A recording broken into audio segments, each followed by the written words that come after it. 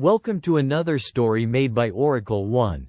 In the heart of Renaissance Italy, where art and politics danced hand in hand beneath the golden glow of candlelight, and where the cobblestone streets of Florence echoed with the footsteps of traders, scholars, and cunning courtesans, a story of desperation, deception, and artistry was about to unfold. This is the tale of Luca Rossetti, a painter whose brush once brought light to canvases and now must navigate shadows darker than any chiaroscuro he ever painted. Luca was not merely an artist, he was a prodigy born of humble origins. His father, a locksmith, had hoped his son would follow in his practical footsteps, but Luca's heart beat to the rhythm of pigment and canvas. By age 25, his works had begun to attract attention in Florence's bustling art scene, an era when the names of Michelangelo, Leonardo, and Raphael filled salons with reverence. Luca's style echoed the subtle nuances of the masters yet bore a freshness that captivated patrons willing to pay handsomely for a glimpse of the future of art. It was in the spring of 1507 that fortune turned its merciless gaze upon him. The Medici court, ever a bastion of artistic splendor and ruthless power, summoned him. Lorenzo de' Medici himself, a man wielding influence like a scythe, demanded Luca's presence in the Palazzo Medici. "Lord Lorenzo does me a great honor," Luca said when he knelt before the Maestro de' Medici. "How may my humble skills serve your illustrious family?" Lorenzo's eyes, sharp as a falcon's, bore into Luca. "A masterwork, Rossetti. Rumor speaks that you may create what could rival the Sibyls of Michelangelo or the Madonnas of Raphael." Luca swallowed the knot rising in his throat. Such praise was rare, it should have ignited hope. But the seigneur's expression shifted to one cold and unreadable. "Yet it is not admiration that summons you, but a matter of grave concern," Lorenzo continued. A painting, precious beyond value, was to be displayed before foreign dignitaries, an allegory of Florence's strength, crafted by my trusted artist, Giulio Acciaiuoli. "It vanished last week, stolen under the cloak of night." He paused, then his voice grew lethal. "Its absence endangers our prestige and invites insult. You will reproduce that painting, exactly as the original, for the upcoming gala. Failure is not an option. Your life depends upon your success." A silence swallowed the flickering torchlight as Luca felt the weight of those words crush him like a marble slab. Forging a masterpiece, one not of his own inspiration but a precise copy of a lost treasure, was a Herculean task steeped in peril. Yet to refuse meant execution, modern Florence's ironic justice for a painter, condemned by his craft. The Palazzo's chambers became Luca's prison and studio. There, under watchful eyes and guarded by Medici soldiers, he sketched and painted from fragmented descriptions and faded sketches of Giulio's work. The painting depicted the triumph of Florence, a complex tableau bursting with mythological allusions and intricate symbolism, a heraldic lion roaring atop the Arno River, surrounded by gods and citizens united in valor and wisdom. Luca's nights blurred into days as he labored tirelessly. The master's flawless line work was a furnace burning in his mind's eye. Insiders whispered that Giulio's brush was unmatched. To imitate it was to summon a ghost from the depths of genius. He studied all he could: engravings, courtly tapestries, even scribbled notes left carelessly on velvet cushions. Though no original sat before him, Luca became consumed by the idea that he must capture the soul of the lost painting, not just its form. Months passed, the gala's date looming like a guillotine's blade. Even as his fingers trembled with exhaustion, Luca found himself tormented by an unexpected emotion: defiance. If he must forge, he would forge not only a copy but an echo of his own heart. The painting would be intertwined with Luca's anguish and passion, a silent rebellion told in pigments.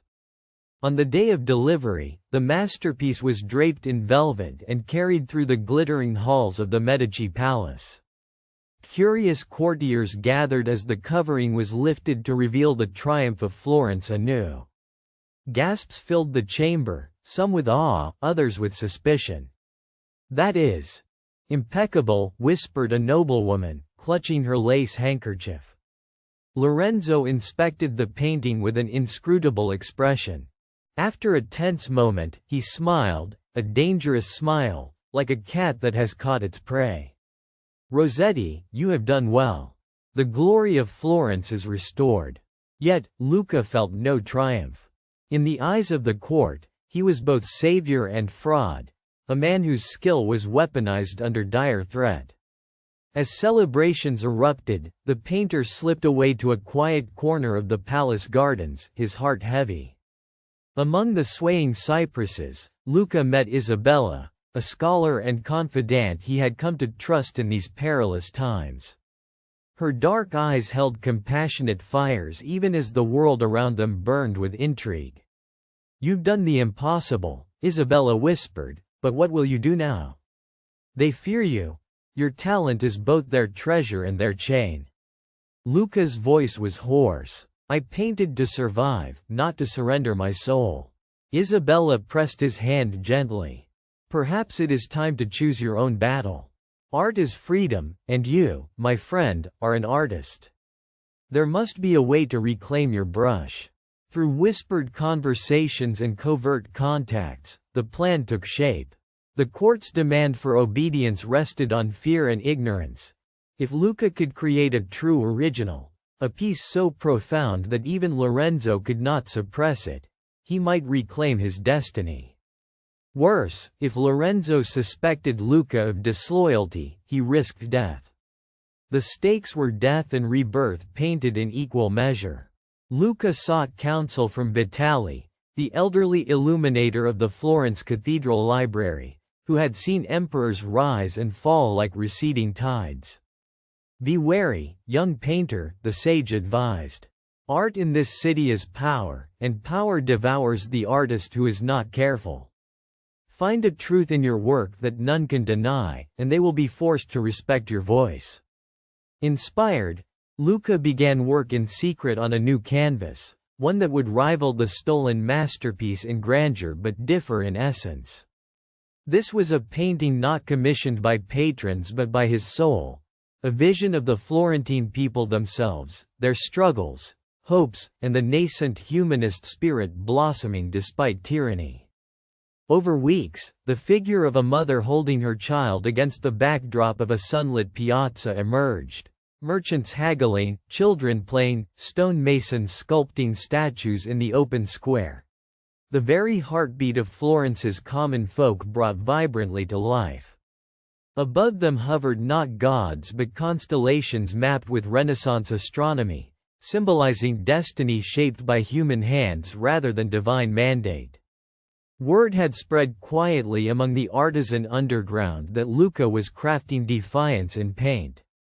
Finally, in a daring move, Isabella arranged a clandestine exhibition in a secluded palazzo courtyard where the painting would be revealed to a select group of influential patrons and artists loyal to the spirit of Florence rather than any single prince. The night of the unveiling was electric. The crowd, holding lanterns that scattered golden light beneath ancient frescoes, awaited wonder. When the velvet fell away, a hush swallowed the murmurs of anticipation. The painting glowed with an inner fire more potent than any mere tribute to rulers. It was raw truth, a mirror held up to Florence. And in that truth, many saw hope. From the shadows, a courier slipped a message to Lorenzo de' Medici. That very night, soldiers stormed the gathering, arresting Luca and his closest allies. The painter was brought before Lorenzo once more, but this time, the tyrant's face was unreadable. "You have painted treason," Lorenzo intoned.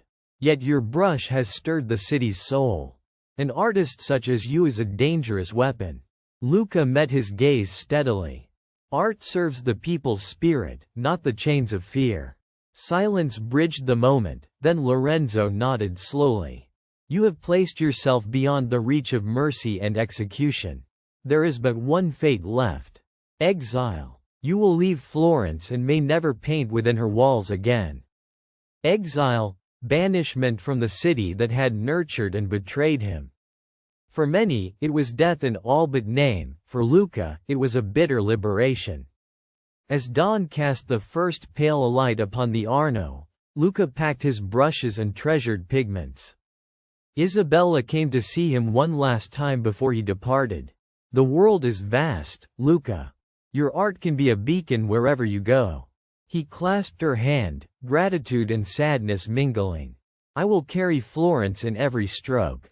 Thus began Luca Rossetti's wanderings beyond the hills of Tuscany, through Venice, Rome, and eventually the courts of distant princes. Though forbidden to paint within his birthplace, he became a ghostly legend, the Florentine who forged masterpieces not with deceit but with the raw power of truth and resilience. His story was whispered for generations, a testament to the indomitable spirit of the artist, who must sometimes choose between creation and survival, between obscurity and sacrifice. In the end, Luca's greatest work was not the forging of lost art, but the painting of an unyielding soul upon the canvas of history. For more stories, like and subscribe.